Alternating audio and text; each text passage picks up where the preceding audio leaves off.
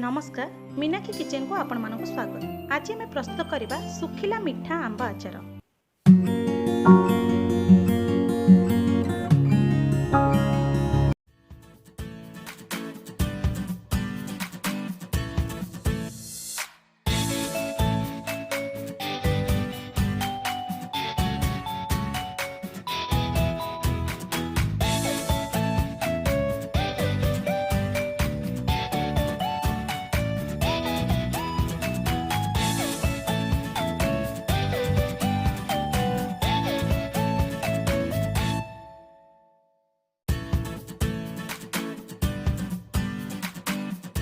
मुझे 5 केजी आंब नहीं जाइए। बर्तमान आम ताको परिष्कार कर धोई नेबा।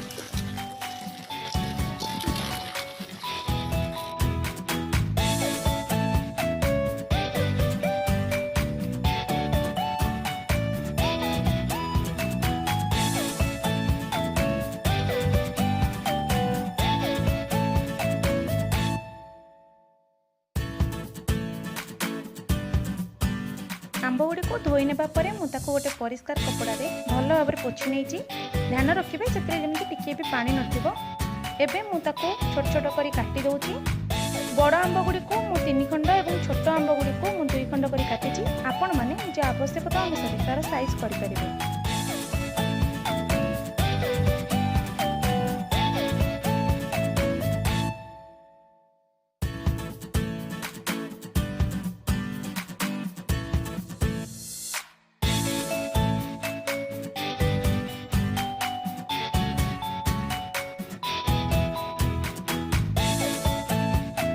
आंब गुड़ी को काटी नेला परे आमे ताको पानी रे बर्तमान धोई नेबा।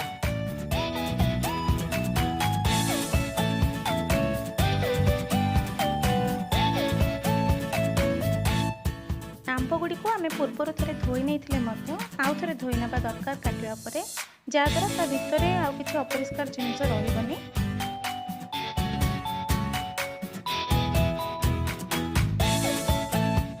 आंब को भल भाव में धोइबा परे ताको बर्तमान आम छाणी नेबा। तापरे गोटे सुखिला कपड़ा रे भल भाव में पोछि नेबा। एबे आंबरू पानी भल भाव में सुखी जाइछि। एथिरे आमे बर्तमान लूण एवं हळदी दे गोटे राति पर्यंत रखिदेबा। एइठी मु 2टी बड़ चामच लूण नेइछि, 2टी छोट चामच हळदी नेइछि।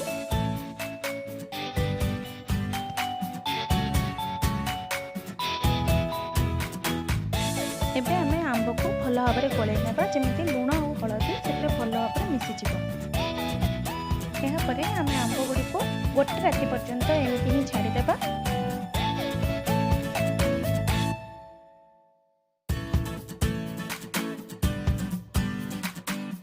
गोटे राति रहिबा परे आंबरू पानी देखंतो केमिति बाहरी जाइछि। एबे आमे ताको गोटी गोटी करी सुखै देबा। ध्यान रखिबे आंबर तळ पटटी जेमिति तळकु रहिबो एवं तार टाकुआ पटटी जेमिति उपरकु रहिबो। एहा द्वारा आंब खंड गुड़िक भल भाव में सुखी पारिबो।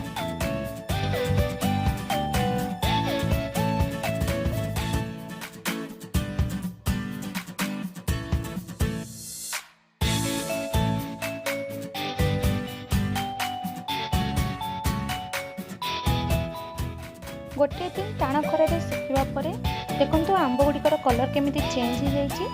आउ सेगुड़िक किछि मात्रा रे सुखी भी जाइछि। वर्तमान आमे ताको तोली नेबा।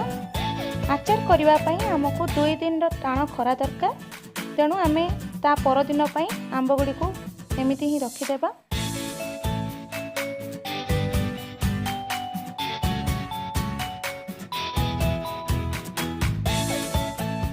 द्वितीय दिन टाण खरा रे सुखेबा परे आंब गुड़ी को देखंतु आचार करिवा पई प्रस्तुत हो जाइछि। देखंतु आंबर आउ टिके भी पानी बाहरुनी। एबे आमे आचार प्रस्तुत करिबा।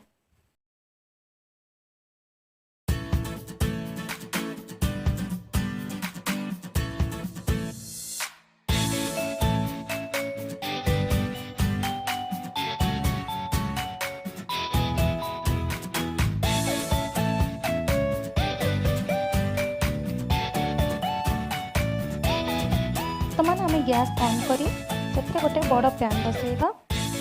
पैन टी गरम होला परे आमे सेते किछि पानी देबा।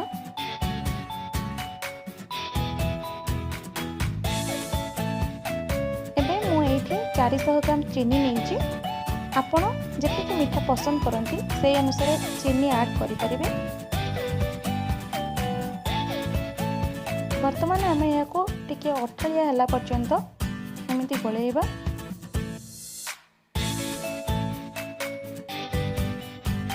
चीनी गुड़िक भल भाव में पानी में मिसी जाइए। एबे एटा सीरा प्रस्तुत हो जाइए ता फुटवा आरंभ कर देखु भल भाव में फुटवा पर एबे सेटा अठालिया टिके हो जाइए। आमको आचार करने एमती ही सीरा दरकार। एबे से आम जो सुखई थे आंब से गुड़ी को आड कर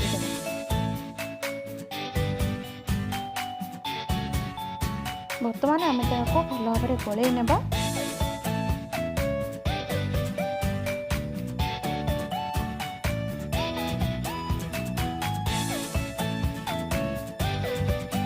देखो आंबर कलर चेंज हो आसुची।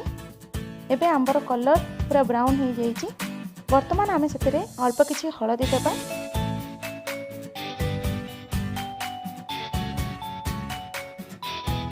एबे यहाँ को आहरी 15 मिनिट जाए गोलैबा परे गैस को ऑफ कर देबा एवं यहाँ को ठंडा होगा छाड़देबा।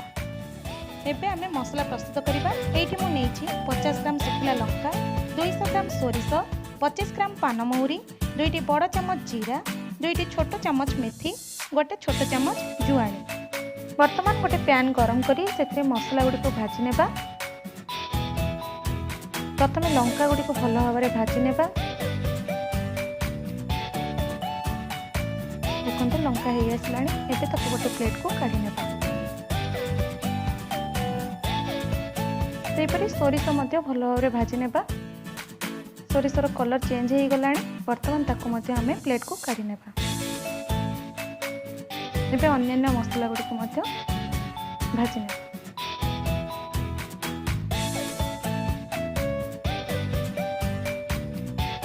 देखो यार मध्य कलर चेंज हो गलानी।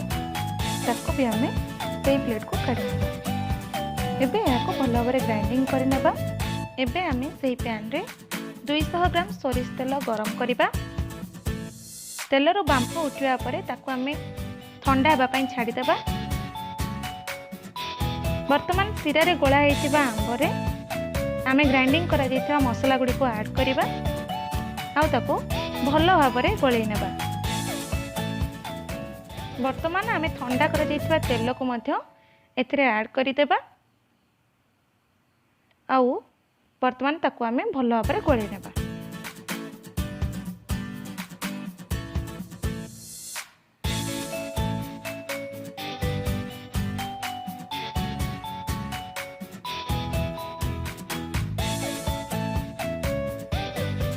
एबे सेथिरे आमे अल्प किछि कला जीरा को गरम करी पकई देबा।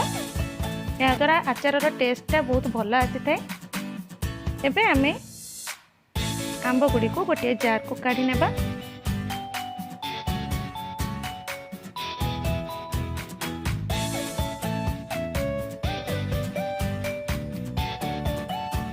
ए जार टीरे ऊपरे गोटे धला सफा कपड़ा घोड़े ताको आमे बांधी देबा। एहीपरि भाव में आमे 15 रु मास पर्यंत टाण खरारे आचार डबाटी को थोइबा। एबे आमर प्रस्तुत हो जाइछि सुखिला मीठा आंब आचार। आपण भी थरे एहा को ट्राई करी देखंतु। आ केमिति लागिला हमको कमेंट बॉक्स रे जणाबू।